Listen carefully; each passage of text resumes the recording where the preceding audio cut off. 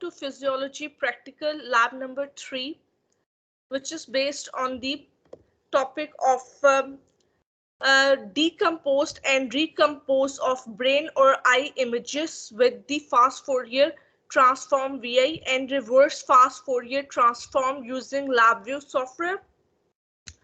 Here is the lab instructor Linta Khalil. First, we are going to study what is the fast Fourier transform.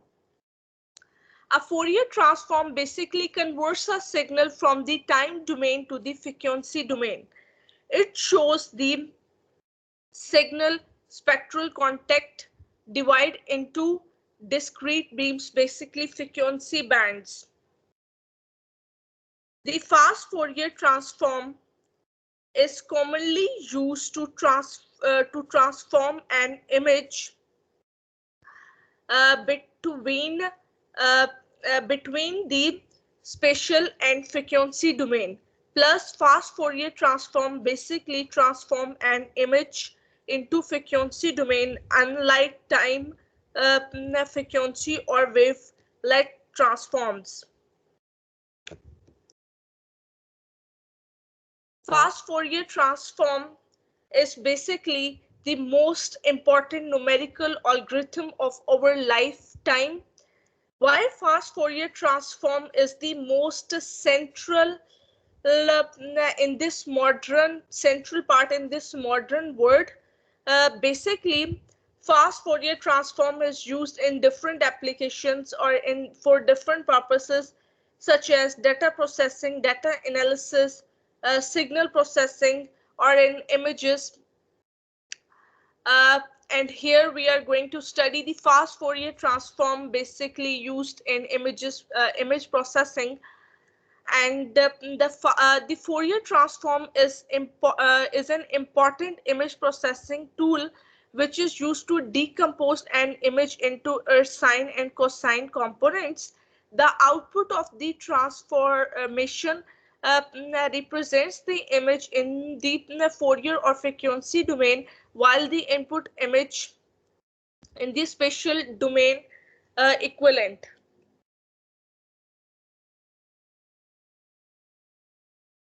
Fast Fourier transform runs billions of times a day. In many applications, we acquire signals in continuous, and these signals are sampled in discrete intervals, usually analog to digital converters we used. And the image processing tools are basically in image processing में हम लोग basically different new algorithms को use करते हैं और different mathematical advance tools को use करते हैं, और इमेज प्रोसेसिंग जो होती है फास्ट फोरियर ट्रांसफॉर्म को यूज करते हुए जो इमेज प्रोसेसिंग करते हैं हम लोग बायोलॉजिकल इमेजेस में और डिफरेंट मेडिकल के जितने भी हम लोग डिफरेंट चीज़ें फाइंड आउट करते हैं, उसमें जो इमेज प्रोसेसिंग होती है उसको हम लोग फास्ट फोरियर टेक्निक के जरिए बेसिकली हम लोग आइडेंटिफाई करते हैं. जो मेजर पार्ट है हमारे पास लैब का, जिसमें हम लोग फास्ट फोरियर ट्रांसफॉर्म को यूज करते हुए अपना जो ब्रेन होता है उसमें इमेज प्रोसेसिंग किस तरह से करते हैं. बेसिकली क्वेश्चन आता है कि फास्ट फोरियर ट्रांसफॉर्म को हम लोग ब्रेन में किस तरह से यूज करते हैं. Basically, the highest frequency की हम लोग इसमें रेस को बेसिकली यूज करते हैं. हम लोग कहते हैं कि the highest frequency that can be detected in a signal via spectral decomposition, वो बेसिकली हम लोग ये वाला प्रोसीजर हम लोग अप्लाई कर रहे होते हैं ब्रेन की MRI में. और a detailed procedure using LabVIEW script is written to extract the tumor region in CT scan brain image and MRI scan brain image. Basically, what is CT scan and what is MRI? Basically, MRI scan brain image हम लोग कहते हैं कि ये ज़्यादा clear होता है as compared to CT scan.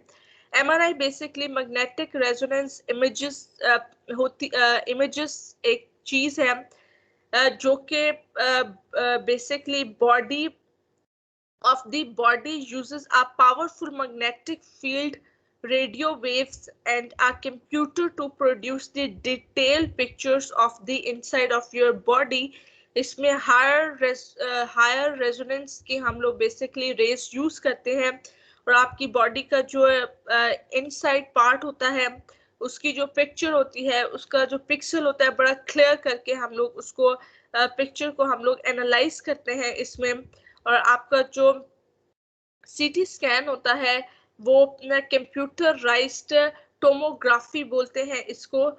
और इसमें भी बेसिकली आपका जो ब्रेन का एक स्पेसिफिक पार्ट होता है उसकी आइडेंटिफिकेशन के लिए हम लोग इसको यूज करते हैं और डिफरेंट पर्पसेस के लिए। जैसे अगर फॉर एग्जांपल कोई ऐसा पर्सन जिसके ब्रेन में होल का साइज इंक्रीज या डिक्रीज होता है उसकी आइडेंटिफिकेशन के लिए हम लोग बेसिकली एमआरआई या सीटी स्कैन करते हैं ताकि हम लोग या जिन लोगों का ट्यूमर होता है उस स्पेसिफिक पार्ट में ट्यूमर की आइडेंटिफिकेशन के लिए ये दो मेथड्स बेसिकली अप्लाई किए जाते हैं। और इन दो मेथड्स में basically fast Fourier transform use किया जाता है to study the tumour region of MRI brain image in terms of Earth's pixel intensity। और इसके लिए हम लोग कहते हैं कि हम लोग LabVIEW सॉफ्टवेयर के ऊपर इसका कोड बनाते हैं जिसमें हम लोग ब्रेन का जो इमेज होता है उसको स्कैन करके देते हैं और वो स्पेसिफिक पार्ट में जो हमारे पास ट्यूमर की आइडेंटिफिकेशन होती है वो करके हमें उसका रिवर्स में इमेज देता है। तो इसकी जो कोडिंग होती है वो बेसिकली हमारे पास LabVIEW सॉफ्टवेयर में होती है। फॉर एग्जाम्पल कुछ ऐसे पर्सन होते हैं with the passage of your age के लिए आप लोग के जैसे जैसे इंसान बूढ़ा होता है उसमें जो दिमाग में जो उसका एक होल होता है उसका साइज इंक्रीज और डिक्रीज होता है। या मीन्स के जिन लोगों का बहुत ज़्यादा स्ट्रेस लेने की वजह से भी आपके जो दिमाग का साइज होता है वो भी सुखड़ता और फैलता है उसके अकॉर्डिंगली उसमें जो एक होल होता है उसका भी साइज इंक्रीज और डिक्रीज होता है। और उसके इंक्रीज और डिक्रीज से कुछ हमारे पास बॉडी के ऊपर इफेक्ट्स होते हैं जिसकी वजह से हमें फील होता है कि हमारे ब्रेन में कुछ चीज़ है। इसी तरह जो ट्यूमर होता है उसकी आइडेंटिफिकेशन भी बहुत ज़्यादा कंपल्सरी होती है। जैसे जैसे आपका ट्यूमर इंक्रीज होता है आपके दिमाग का जो पार्ट होता है वो डैमेज होना स्टार्ट हो जाता है। इसके साथ साथ जैसे ही आपका ब्रेन डैमेज होता है आपकी बॉडी जो होती है वो काम करना करना छोड़ देती है। फॉर एग्जाम्पल अगर आपका ब्रेन डैमेज हो जाता है तो आप अपना एक भी हाथ एक भी बॉडी का पार्ट मूव नहीं कर सकते, ठीक है। इसलिए ब्रेन जो होता है वो बहुत ज़्यादा इम्पोर्टेंट रोल बेसिकली प्ले करता है। इसी तरह इस इमेज के सेंटर में आपको एक होल सा जहाँ से रेज हैं बेसिकली जो एमआरआई और सीटी स्कैन में बेसिकली रेज पड़ती हैं आपके ब्रेन के ऊपर वो हाईली रेजोल्यूशन वेव्स होती हैं और उससे आप का एक स्पेसिफिक इमेज लिया जाता है आपके ब्रेन का, ठीक है। इसके बाद आज की लैब में स्टूडेंट पॉइंट ऑफ व्यू से हम लोगों ने इसकी एक लैब डिज़ाइन की है जिसमें हम लोग अपने ब्रेन का एक इमेज अपलोड करेंगे और उसका रिवर्स हमें उसमें ब्रेन के पार्ट में कोई भी जैसे ट्यूमर आइडेंटिफिकेशन है या कोई भी उसमें डिजीज जो है उसके आइडेंटिफिकेशन की जो इमेज है वो हमें रिवर्स में अपलोड करके बताता है, ठीक है। इसका जो कोड है वो बेसिकली LabVIEW सॉफ्टवेयर के ऊपर यूज किया जाता है। LabVIEW के बारे में मैंने आपको फर्स्ट लैब में भी ब्रीफली इंट्रोडक्शन दिया था। यहाँ पे भी एक छोटा सा ओवरव्यू है जिसमें LabVIEW बेसिकली क्या है, laboratory virtual instrument engineering workbench है। ये एक ऐसा प्लेटफॉर्म है जिसमें हमारे पास दो विंडो होती हैं, फ्रंट पैनल और ब्लॉक डायग्राम, और दोनों विंडो पैरेलली आपस में वर्क कर रही होती हैं पैरेलली। और हम लोग बेसिकली जो कोडिंग करते हैं वो अपनी ब्लॉक डायग्राम के ऊपर करते हैं और जो फ्रंट पैनल होते हैं उसके ऊपर हम अपनी आउटपुट को क्या है एनालाइज कर रहे होते हैं, ठीक है। हम लोग इसको ग्राफिकल प्रोग्रामिंग लैंग्वेज भी बोलते हैं, ठीक है। कंपोनेंट्स जो यूज किए जाते हैं फ्रंट पैनल के लिए वो बेसिकली कौन से कंपोनेंट्स होते हैं, सबसे पहली चीज हमारे पास जो आती है, हम लोगों ने एक पाथ सिलेक्ट करना है, ठीक है। उसके बाद हम लोगों ने आगे मूव करना है, ठीक है। उसके बाद हम लोग क्या करते हैं, हम लोग फ्रॉम दी फंक्शन पैलेट जो होता है, go to the graphics and sound and from the graphic format select the read the picture images. Basically ये हमारे पास ब्लॉक डायग्राम का कंपोनेंट है, जो ये बेसिकली हमारे पास कंपोनेंट्स फॉर ब्लॉक डायग्राम है। यहाँ पे थोड़ी मिस्टेक हो गई है, ये कंपोनेंट्स फॉर ब्लॉक डायग्राम है। ब्लॉक डायग्राम में बेसिकली हम लोगों ने राइट क्लिक किया, हमारे पास फंक्शन पैलेट खुलता है। फंक्शन पैलेट में हम लोगों के पास बेसिकली फंक्शन पैलेट में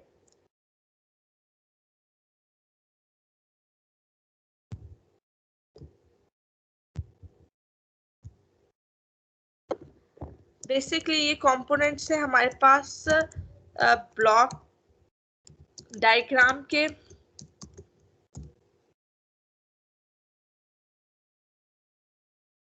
ये बेसिकली हमारे पास कंपोनेंट्स है ब्लॉक डायग्राम की। ब्लॉक डायग्राम के ऊपर हमने राइट क्लिक किया, गो टू ग्राफिक्स, हम लोग ग्राफिक्स में गए, ग्राफिक्स एंड साउंड में गए, और फिर वहां से हम लोग ग्राफिक फॉर्मेट्स में गए, और फिर वहां से हम लोगों ने रीड पीएनजी फाइल को सिलेक्ट किया। उसके बाद रीड पीएनजी फाइल जो होती है वो बेसिकली क्या करती है, जो हमारे पास data necessary to the display the file in control picture, जैसे मैंने कोई एक पिक्चर अपलोड किया, उसमें जो डाटा है उसकी कंट्रोलिंग बेसिकली ये वाला आइकन करता है। उसके बाद गो हम लोग फिर से ग्राफिक्स एंड साउंड में गए, और वहां से हम लोगों ने ड्रॉ फ्लटर पिक्चर मैप लिया। बेसिकली ये जो होता है, ये आपकी पिक्चर की जो इमेज होती है उसकी मैपिंग के लिए बेसिकली ये वाला आइकन यूज किया जाता है। उसके बाद हम लोग क्लस्टर्स में गए, वहां से हम लोगों ने अनबंडल क्लस्टर सेलेक्ट किया, ठीक है। उसके बाद यहाँ पे हमारे पास ये ब्लॉक डायग्राम की एक इमेज है जिसमें ये पाथ सेलेक्ट किया गया, और ये रीड वाली है, और ये पिक्चर है, और यहाँ पे हमारे पास अनबंडल क्लस्टर है, ठीक है। उसके बाद हमारे पास है कंपोनेंट्स फॉर फ्रंट पैनल। हमारे पास कौन से कंपोनेंट्स है, फ्रंट पैनल में हम लोगों ने राइट क्लिक किया, फंक्शन कंट्रोल पैलेट खुला। उसके बाद हम लोगों ने स्ट्रिंग एंड पाथ में गए, वहां से हम लोगों ने सिलेक्ट किया फाइल पाथ कंट्रोल, ठीक है। फाइल पाथ कंट्रोल बेसिकली हमारे पास डेस्कटॉप से कोई भी फाइल की अपलोडिंग के लिए ये वाला आइकन यूज किया जाता है। ये बेसिकली हमारे पास फ्रंट पैनल है, इसमें हम लोग इमेज को अपलोड करेंगे, न्यू पिक्चर करके हम लोग वो इमेज देंगे। उसके बाद उस इमेज के डिफरेंट हम लोग टाइप्स और ये चीजें सेलेक्ट करेंगे। उसके बाद हम इसको रन करेंगे तो एक दूसरी इमेज जो हम लोगों ने पहले ब्रेन की दी थी, उसके बाद उसमें ट्यूमर की जैसे आइडेंटिफिकेशन करके वो हमें उसकी इमेज जो है, या उस इमेज का एमआरआई या सीटी स्कैन आप कह लें, एमआरआई करके वो इमेज हमें रिवर्स में जब हम इसको रन करेंगे तो वो हमें जो इसकी आउटपुट है वो न्यू पिक्चर में एमआरआई करके जो हमारे पास जो इमेज आती है ना, वो आउटपुट हमें क्या है इधर डिस्प्ले करता है, ठीक है। हमारे पास जो बेसिकली इसकी आउटपुट जो होती है ना, आप कह लें कि हमने एक इमेज दिया किसी भी पर्सन के ब्रेन का, उसकी एमआरआई करके उसमें अगर ट्यूमर की आइडेंटिफिकेशन होती है तो वो करके हम लोगों को इसने यहाँ पे उसकी आउटपुट में रिवर्स करके उसने हमें इसकी इमेज वापस कर दी। बेसिकली आज की लैब का क्या पर्पस था, उसमें ये था कि ब्रेन इमेज के लिए हम लोग फास्ट फोरियर ट्रांसफॉर्म की एक टेक्निक यूज की जाती है। ये टेक्निक डिफरेंट ऑलगोरिथम्स के ऊपर बेस्ड होती है, न्यूमेरिकल ऑलगोरिथम्स के ऊपर बेस्ड होती है। इस टेक्निक से क्या होता है कि हमारे पास जो डाटा होता है वो मोर एक्यूरेट कह लें कि वो आता है, उसमें जो इमेज होती है वो बहुत ज़्यादा क्लियर होती है, ठीक है। और ये जो ऑलगोरिथम होता है बेसिकली डाटा प्रोसेसिंग के लिए, डाटा एनालिसिस के लिए, सिग्नल प्रोसेसिंग के लिए, इमेजेस के लिए हम लोग इसको यूज करते हैं, ठीक है। ये बिलियंस बेसिकली ये ऑलगोरिथम रन करता है billions of times in a day. जितने भी डिजिटली मॉडर्न सिस्टम्स होते हैं उसमें हम लोग इस टेक्निक को यूज करते हैं, इक्विपमेंट्स होते हैं, इसकी एप्लीकेशंस बहुत ज़्यादा होती हैं। बेसिकली जहाँ से भी हम लोग सिग्नल को एक्वायर करते हैं और उसके बाद हम लोग उसके ऊपर डिफरेंट टेक्निक्स अप्लाई करते हैं, वहाँ पे ये ऑलगोरिथम यूज किया जाता है। और इस ऑलगोरिथम को यूज करते हुए हम लोगों ने लैब व्यू में हम लोगों ने एक इमेज डिफरेंट आइकन्स को कनेक्ट किया, उसके बाद हम लोगों ने एक इमेज को अपलोड किया, उसके बाद उस इमेज का MRI करके उसने हमें बेसिकली इसको उसके ऊपर कुछ प्रोसेस किया, उसके बाद प्रोसेस के बाद हमने उस इमेज को उसने क्या किया, हमें वापस कर दिया। ठीक है, इसके अलावा आज की लैब्स में आपको कोई भी चीज़ अगर समझ ना आई हो, लाइव सेशन में इस एक्सपेरिमेंट को हम लोग परफॉर्म करेंगे बड़ा डिटेल से। ठीक है, उसमें भी ब्रीफली एक इंट्रोडक्शन दिया जाएगा इस लैब का, और जो ऑनलाइन स्टूडेंट्स हैं अगर उनको इस लैब में कोई भी क्वेश्चन हो या कोई भी चीज़ समझ ना आ रही हो तो वो MS टीम पे मुझे मैसेज करके पूछ सकते हैं।